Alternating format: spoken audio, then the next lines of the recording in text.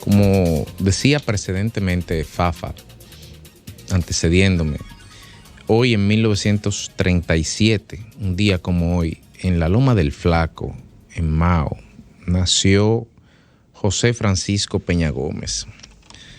Y me veo en la obligación de recordar su fecha y de hacer todo un comentario en torno a la misma, por lo que entiendo que significa y que representa, no solo el punto de vista personal, en mi criterio, Peña Gómez, sino lo que representó para la historia de la democracia de la segunda mitad del siglo pasado. Peña Gómez es una persona que por no tenía ni nombre. Es una persona que su nacimiento estuvo signado por la tragedia, por el dolor, por la intolerancia y por el odio. No contra él específicamente, sino contra un colectivo que fue víctima de un atropello enorme en ese año del fatídico corte ordenado por Rafael Leónidas Trujillo.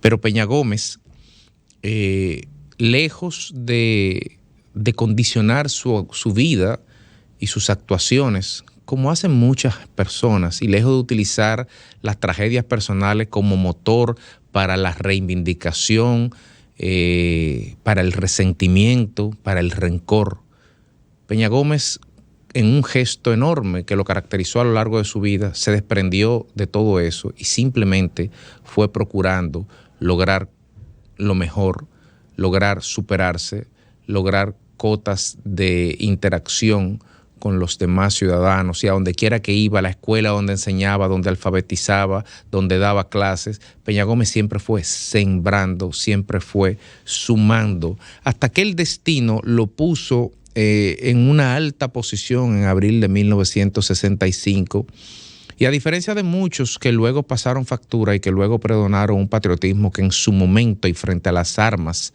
de los Estados Unidos en segundo lugar y en primer lugar de la contienda de abril interna, Peña no se rajó. Peña estuvo en primera línea, ahí. Nadie, ni siquiera sus enemigos, lo pueden cuestionar. Peña Gómez, la historia de José Francisco Peña Gómez es la historia de superación en contra del clasismo, del racismo, de la persecución por la ideología, de las persecuciones por la creencia, obstáculo tras obstáculo, y Peña Gómez fue venciéndolo todo uno a uno, y Peña Gómez siempre sumó, nunca restó.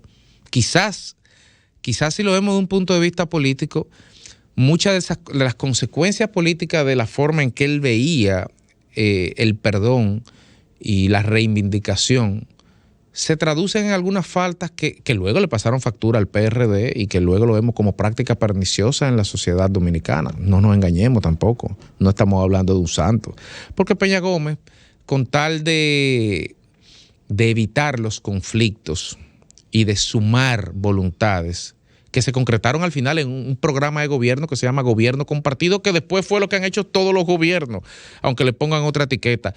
Lo que hicieron todos los gobiernos de sumar alcaldía, de sumar diputados, eso que le llaman transfugismo y todo eso, esa compartición del poder político a nivel municipal y a nivel central y a nivel congresual, era una de las aristas de lo que planteaba Peña Gómez, de que realmente las soluciones a los grandes problemas del país tenían que darse sumando a todos los actores decisivos en el país. De esa lógica es correcto, pero el famoso 2 y 2 de Peña Gómez era una forma también de sumar adhesiones, porque Peña fue un hombre de siempre sumar. Sin embargo, hoy en 2023, ¿qué representa o qué puede representar José Francisco Peña Gómez más allá de ir un 6 de marzo a un cementerio a poner una corona y no volver hasta mayo cuando cumple aniversario de muerto y no volver hasta marzo el año que viene cuando cumple año de vivo? ¿Qué puede representarnos Peña Gómez?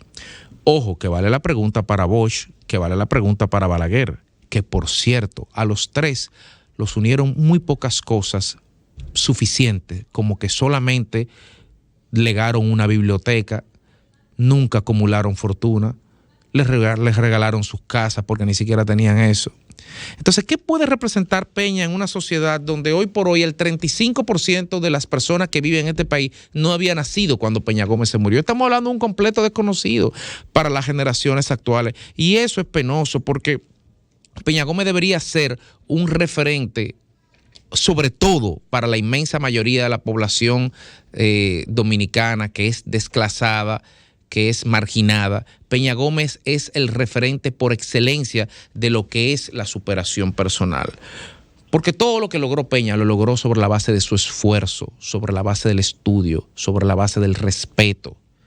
Todo. Peña Gómez puede mostrar a cualquier joven de cualquier barrio, del rincón más remoto, de la provincia más pobre, que no hay límites en las peores circunstancias de que te matan a tu familia y de que tú te quedas huérfano siendo niño.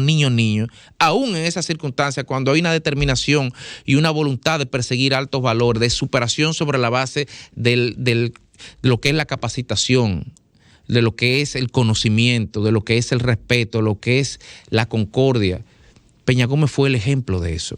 Peña Gómez también es el más alto ejemplo que podemos tener de patriotismo, de honestidad, de solidaridad, de empatía con los más pobres, de nobleza, de grandeza humana.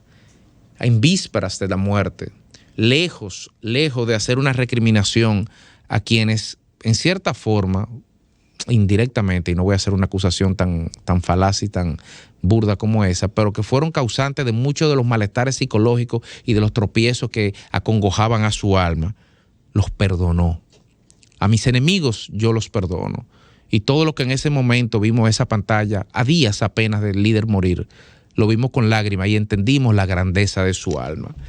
La historia de superación de Peña es una historia que tiene que ser compartida, que no es patrimonio ni del PRD ni del PRM, que debe ser un patrimonio de todos los dominicanos, porque Peña Gómez es y sigue siendo un ejemplo de superación para toda la juventud dominicana, y solamente por eso vale la pena recordarlo un día como hoy.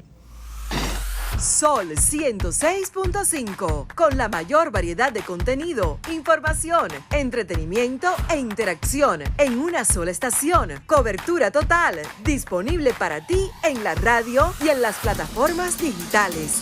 Somos Sol 106.5, la más interactiva.